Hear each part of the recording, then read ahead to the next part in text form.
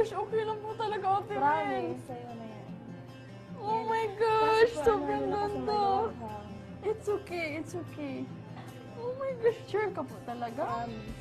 As Wala in? sure. Sure. Promise? Hello, thank you. Thank you po.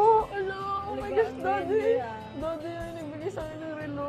Oh my Hindi gosh. nagaan mo. Ate. Kasi sabi niyo daw po kanina ko po tinitingnan. Well, sige, aaminin ko na sobrang ganda talaga ng relo kaya tinitingnan ko. Tapos hindi ko naman in-expect na ibibigay niya po sa akin. Sobrang bait niya talaga. Kasi hindi ako makapaniwala na ibibigay niya yung relo na yun. Hindi ko na ito yung barin. Talaga lang ha. Pwede naman basahin yan. Grabe, ang ganda po. Thank you, ate. Hello. Grabe, may mga bato talaga.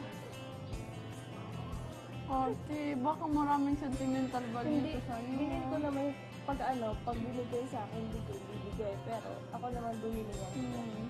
Okay lang. Well, hindi na ako malilit kasi may relo na ako. Tapos sobrang ganda ng relo po. As in talaga. Pag tingin ko, as in kumikintab-kintab siya, parang ayaw ko na hubarin.